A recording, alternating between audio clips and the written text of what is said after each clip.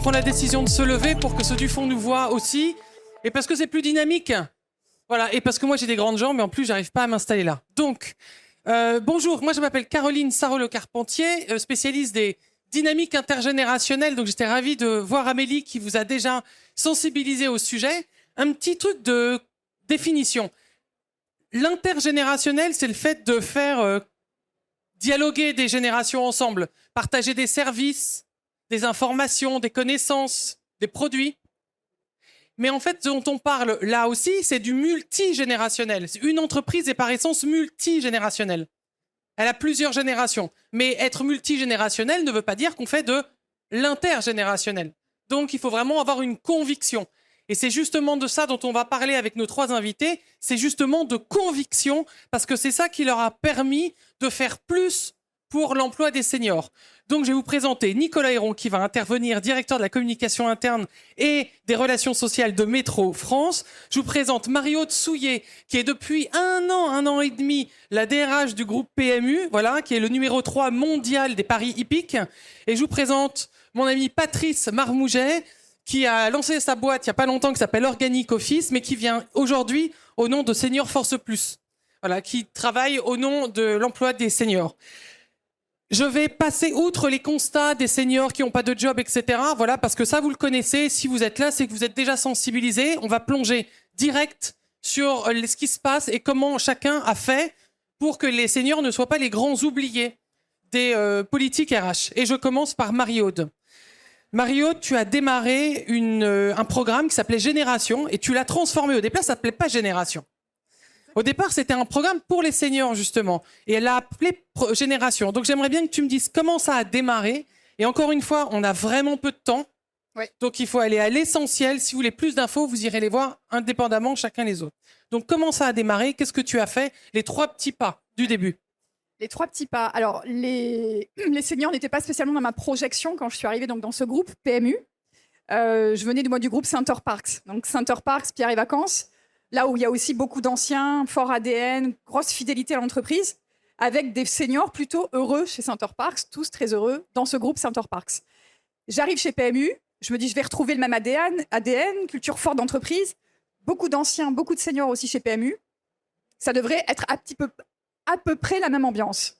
Et là, surprise, ben non, chez PMU, je me retrouve avec des seniors, donc plus précisément des anciens, parce que là c'est important de préciser, ouais. En tout cas chez PMU, le sujet est porté sur les anciens, qui ne sont pas tous heureux et qui m'expliquent que non, bah, certains d'entre eux ont ce manque de reconnaissance, ont ce manque de valorisation. Et pour reprendre leurs propos, ils m'expliquent, donc pas tous, hein, mais certains, qui se sentent un peu mis de côté. Je dis ok, bon, assez surprise, mais j'entends. Je recoupe ces indicateurs avec des enquêtes d'engagement qu'on fait tous, des résultats d'enquête, en effet, qui confirment qu'une bonne partie des anciens n'est plus satisfait, manque de reconnaissance, surtout manque de reconnaissance, ça c'était important. Et je recoupe avec des partenaires sociaux, je recoupe avec mon équipe, évidemment, toujours entendre les partenaires sociaux, et mon équipe RH qui me confirme qu'en effet, il y a un enjeu chez PMU de reconnaissance de ces anciens. Donc, anciens seniors, mais vraiment, le thème était les anciens chez PMU. Donc, je m'embarque tout simplement, ça dans ma feuille de route en tant que DRH de PMU pour 2025. Parce que là, je vous parle, c'était fin 2024. Je m'embarque cette feuille de route sur les seniors. Alors, juste pour préciser ce sujet des seniors chez PMU, je ne l'embarque pas comme un projet. Je me dis que ce n'est pas un projet, les seniors ne sont pas un projet, comme on irait faire un projet qualité de vie au travail sur l'année. On embarque les seniors dans les projets de l'entreprise, c'est-à-dire on réassure leur place à tous les niveaux de l'entreprise. Tout simplement, ils se sentent un peu en dehors, ils se sentent un peu sur le côté. On va tout simplement les conforter, les réaligner dans leur place, mais place normale, hein, pas plus, pas moins. Place normale qu'ils doivent avoir dans l'entreprise. On en reparlera, mais c'est parti de là. Et c'est de se dire, on a un projet talent, programme talent, on les embarque évidemment. On a un projet sur le onboarding intégration, on les embarque. Enfin, ils y sont et on s'assure qu'ils y sont. Recrutement, moi, preuve, en tant que DRH, tout de suite concrète, je recrute coup sur coup 2 seniors dans mon équipe RH, seniors plus de 55 ans. Évidemment, on montre l'exemple à ce moment-là. Voilà, donc assez vite, on l'embarque, mais j'insiste, non pas en projet, mais dans les projets de l'entreprise, les seniors ont leur place. Et puis c'est quelque chose qui t'animait depuis toujours. Ouais. C'est une conviction extrêmement forte de Marie-Aude. Alors maintenant, je vais poser une question à Nicolas, parce qu'il y a une petite truc complètement inattendu qui s'est passé chez Métro. Nicolas est complètement convaincu de l'importance des politiques sociales et familiales dans son entreprise. Convaincu. Et donc, il lance une politique, un audit de 12 à 18 mois pour voir ce qui se passe, que les collaborateurs vont... je te laisserai expliquer. Et puis, soudainement, il regarde son audit, et alors que le sujet des seniors était, on se l'est dit avec beaucoup de franchise, pas un sujet, enfin, ça n'avait pas adressé, c'était pas vu, ou on voulait pas voir, voilà, surgit du diagnostic deux sujets, la grand-parentalité, comme sujet, comme nœud, comme irritant, la grand-parentalité et la santé des femmes de 45 et plus. Qu'est-ce que tu as fait de ça? Et comment est-ce que tu as réussi à convaincre ton COMEX de t'accompagner dans une nouvelle démarche? On a braqué le COMEX. On l'a avant tout sensibilisé, on l'a éduqué. Il y a eu beaucoup d'influence avant d'aller présenter tout ce beau projet en réunion et avec le COMEX. On les a pris pratiquement chacun, un par un.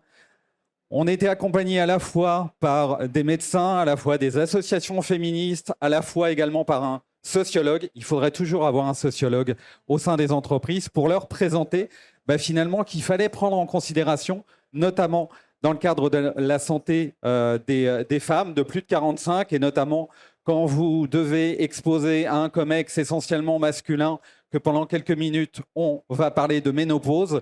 Je peux vous garantir qu'on peut avoir un moment de solitude ou au contraire de se dire, non, justement, on va parler de ce sujet parce que c'est un excellent moyen de faire de l'entreprise une véritable société. Je pense que les entreprises ont cette responsabilité-là.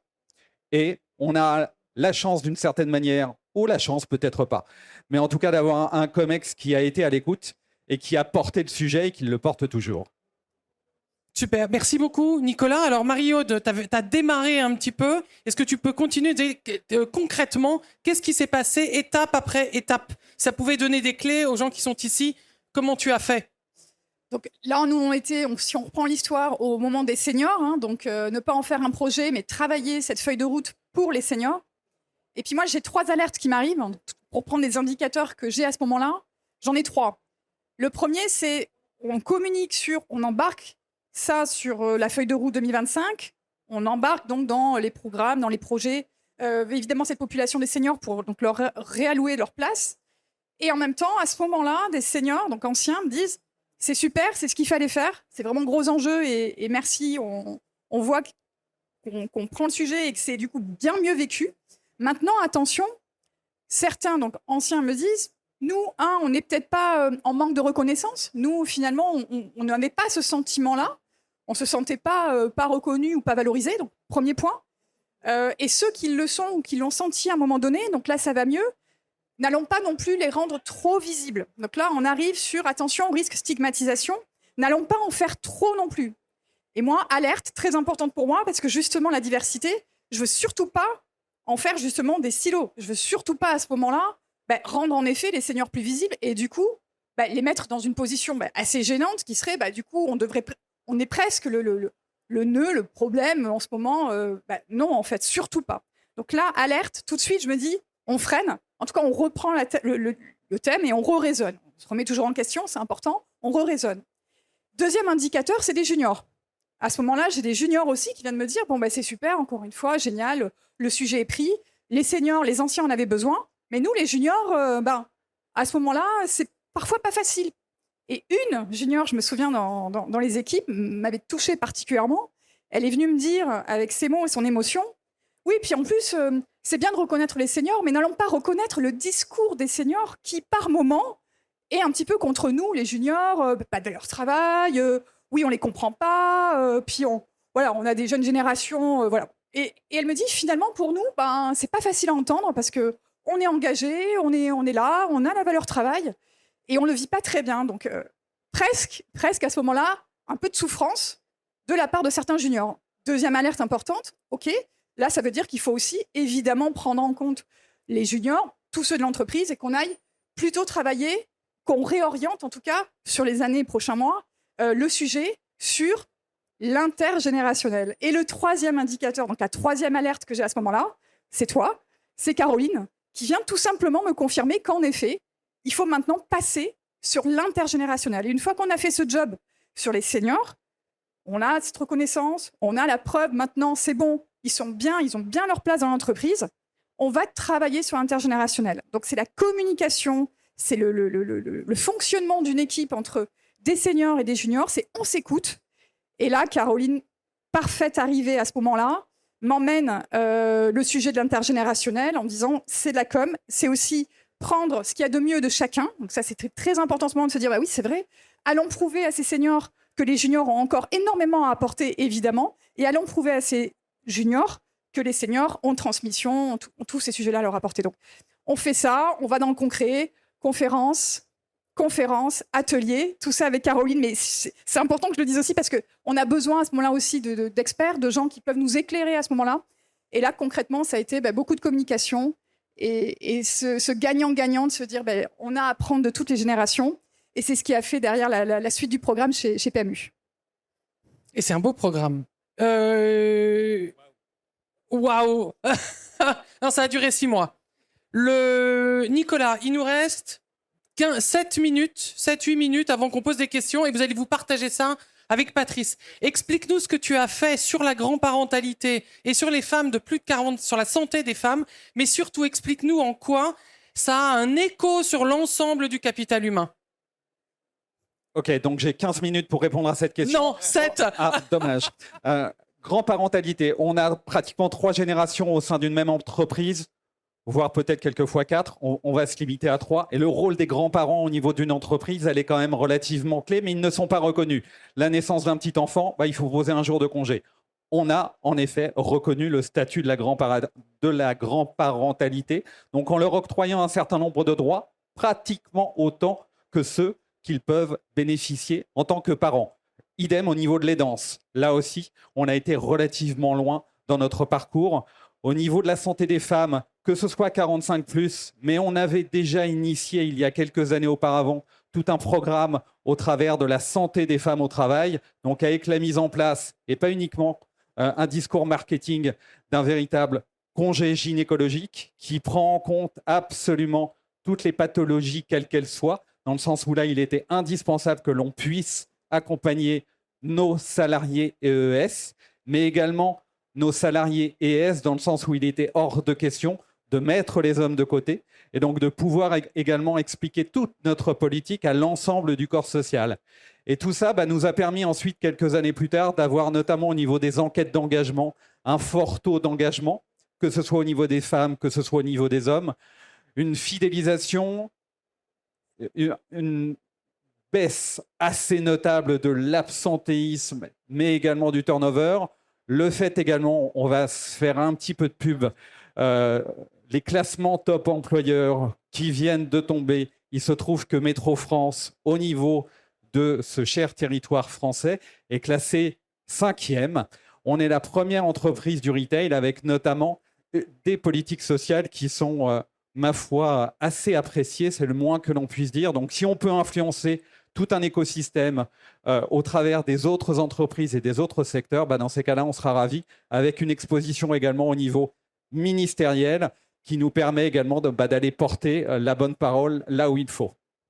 Ce que je retiens en fait de ce que nous pouvons collectivement retenir de ces 2 témoignages, il y a une question qui a été posée à Amélie tout à l'heure, c'est qu'est-ce qui coince ? Moi, plutôt que de regarder ce qui coince, je préfère regarder ce qui est un levier, ce qui peut vous permettre d'accentuer ou d'acter. C'est d'avoir des gens dans vos équipes qui peuvent être juste au-dessus des DRH. C'est pas forcément un dirigeant parce qu'eux, ils ont la capacité d'influer sur les décisions des dirigeants. Mais d'avoir des gens qui sont...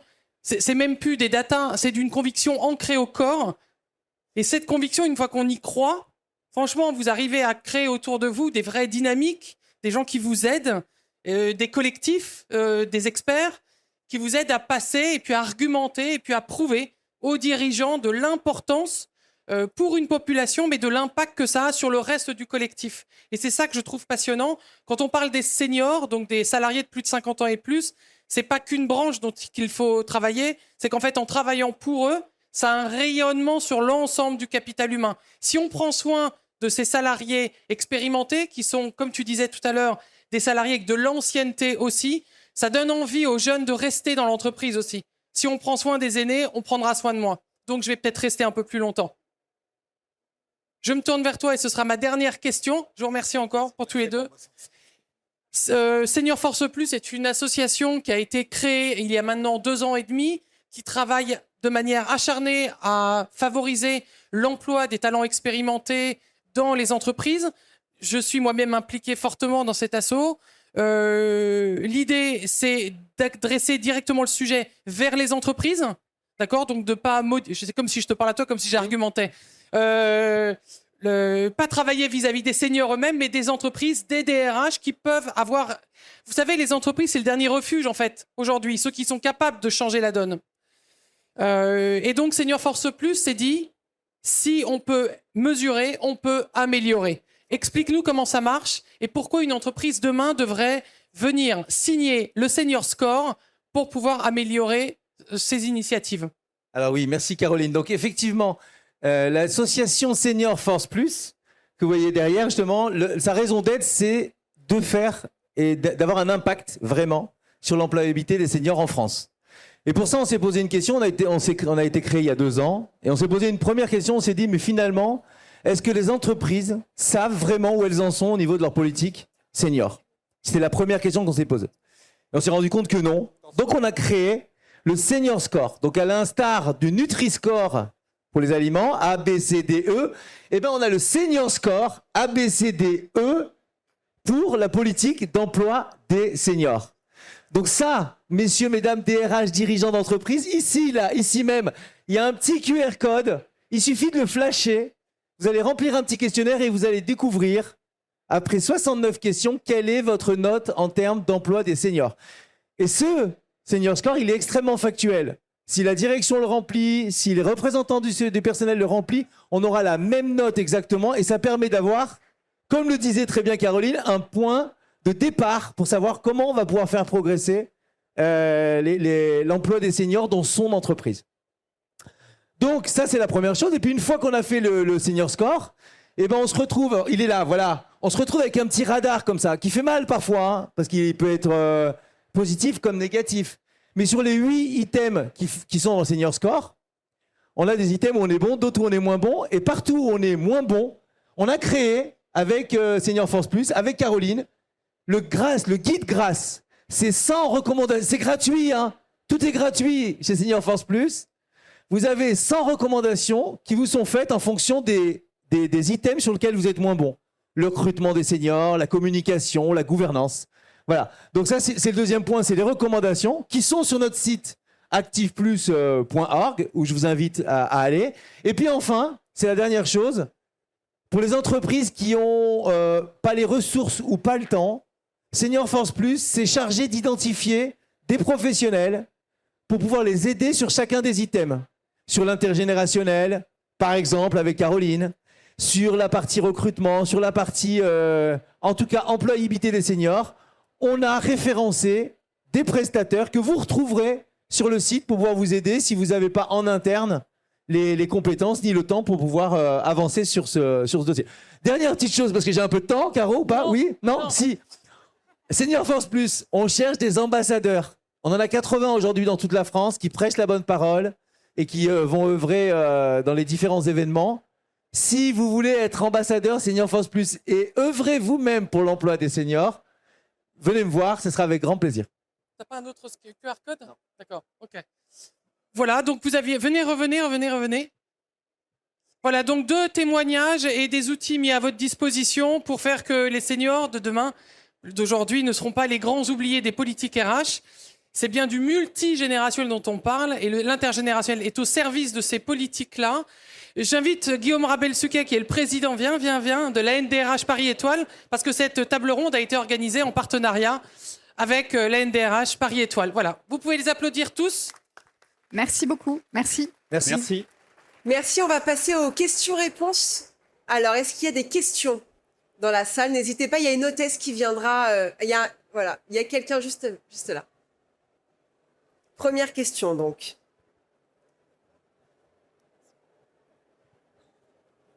Bonjour, vous n'avez pas évoqué la prévention santé ni les bilans de santé, qui sont, je pense, des éléments aujourd'hui fondamentaux pour le maintien au travail et pour l'information et la bonne santé finalement des équipes. Prévenir, c'est guérir.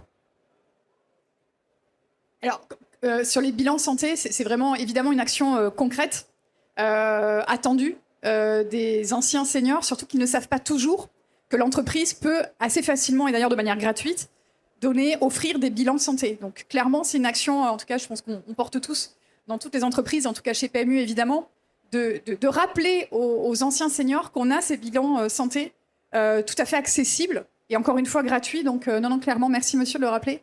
C'est une action concrète et très appréciée, bien sûr, dans les entreprises. Et pas uniquement santé physique, santé mentale également. Autre question? Il y a monsieur et monsieur. Ah, il y a deux monsieur là, oui. Il y a le monsieur qui a levé le... Bon, je vous remercie pour votre intervention qui était très intéressante. Bon, autant j'ai compris tout le volontarisme que vous déployez quant à l'inclusion des seniors, mais vous n'avez pas évoqué à proprement parler, sauf erreur de ma part, les inattentions arrivent, mais vous n'avez pas évoqué à proprement parler le recrutement des seniors depuis l'extérieur, parce que c'est vrai, bon, je n'apprends rien à personne, c'est un vrai sujet au-delà d'un certain âge sur le marché. Ils vont vous répondre. On avait 20 minutes, on a fait des choix de parler des politiques sociales, c'est tout. Mais alors, dans le recrutement, clairement, alors c'est vrai que les seniors, il y a le maintien dans l'emploi et il y a le recrutement. Deux gros enjeux. Le recrutement, j'ai juste cité moi un recrutement pour montrer aussi l'exemple fait dans mon équipe pour dire, à un moment donné, bien sûr qu'on doit recruter des seniors. Enfin, moi, je suis complètement convaincue et ravie d'ailleurs de l'avoir fait, puisqu'évidemment, j'ai dans mon équipe 2 personnes expérimentées de plus de 55 ans. Donc, je pense qu'il faut que ça parte, comme le disait Caroline, d'en haut. Et évidemment, il faut que ça parte du CODIR, de membres CODIR qui recrutent pour juste montrer que, évidemment, non seulement c'est possible, mais en plus, c'est hyper bénéfique. Donc, voilà, il faut absolument cocher la case du recrutement. Je vous rejoins. Il y avait le monsieur qui était derrière. Ouais. Bonjour, merci beaucoup. Déjà, merci pour la conférence, je trouve que c'est très intéressant. Il y a une question relative au narratif qui m'intéresse, notamment parce que vous avez évoqué le côté de hyper-individualisation des expériences, par exemple jeunes versus vieux, enfin personnes âgées, pardon, dans les organisations. Ancien. Non mais grave. Pardon. Expérimenté. Et je voulais avoir votre regard en fait sur la place du narratif dans tout ce qui est accompagnement du changement, que je mets en opposition par rapport à la conduite du changement, bottom-up contre up-bottom. Donc je voulais avoir votre regard là-dessus, sur le côté narratif et de quelle manière on construit un récit collectif dans une organisation, plutôt qu'une hyper-individualisation des expériences, sans prendre en compte l'ensemble et les connexions entre les générations.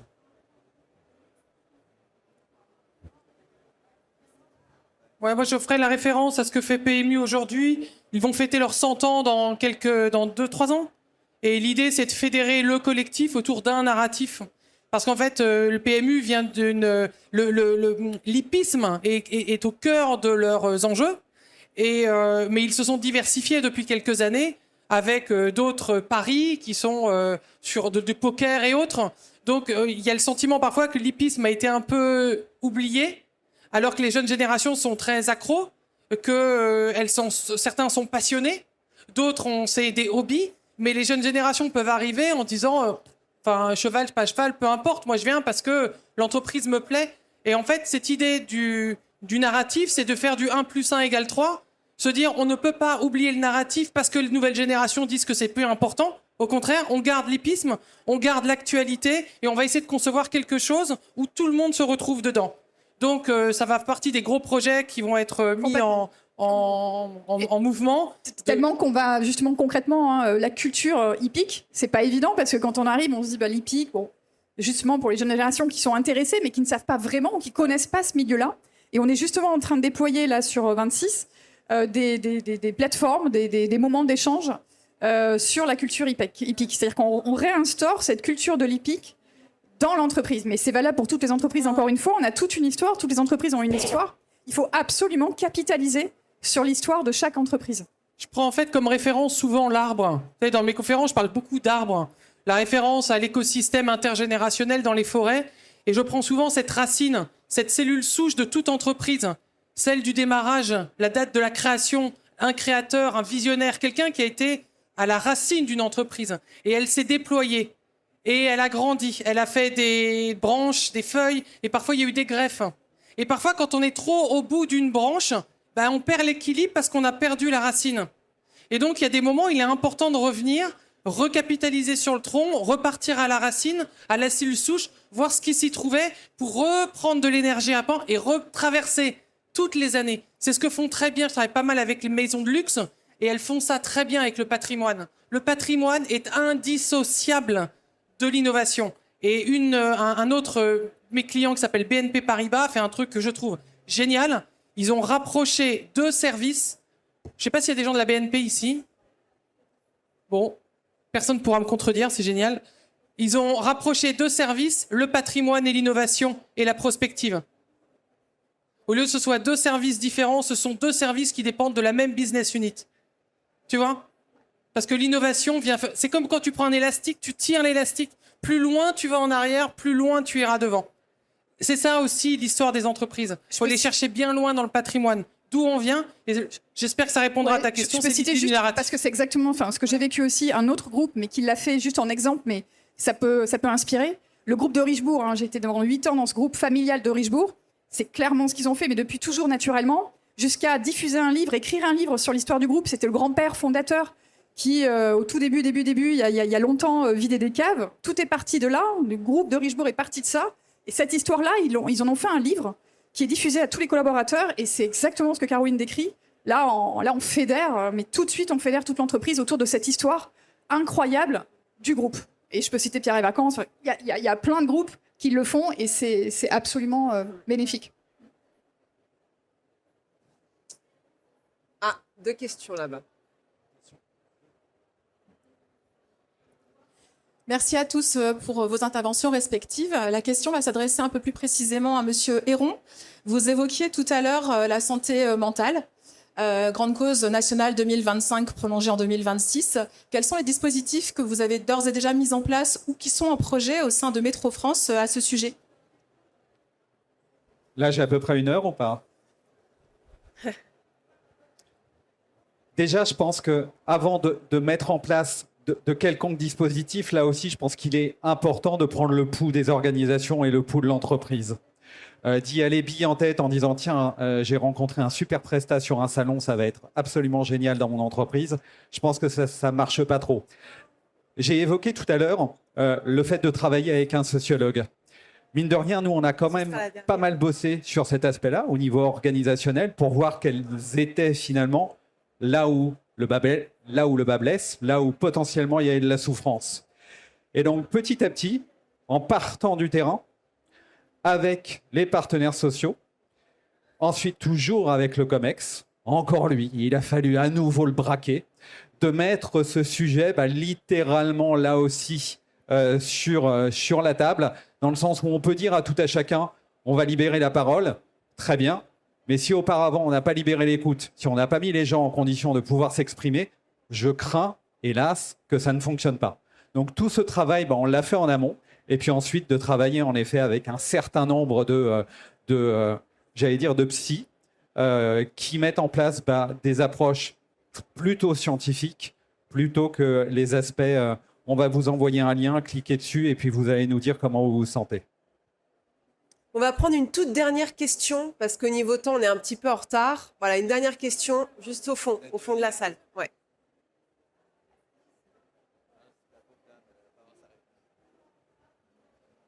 Bonjour, merci pour votre intervention. J'ai une question également pour Nicolas. J'aurais voulu savoir quels ont été les facteurs clés de succès pour braquer, comme vous dites, ou embarquer votre COMEX. En quelques mots, je dirais l'influence, l'audace, l'irrévérence, très certainement. Ça a répondu à votre question? Ouais, c'est parfait. Ouais, c'est parfait. C'est une très belle manière de conclure en même temps. Alors oui, et en même temps, je me dis, si on veut faire ça demain, comment on s'y prend concrètement? À appliquer chacun à sa manière. On peut se voir juste après, si vous voulez. Avec Oui, grand après- plaisir. Après, vous pouvez rencontrer effectivement les intervenants. Merci beaucoup. Merci pour cette table ronde passionnante. On va marquer une pause de 20 minutes à peu près. Merci.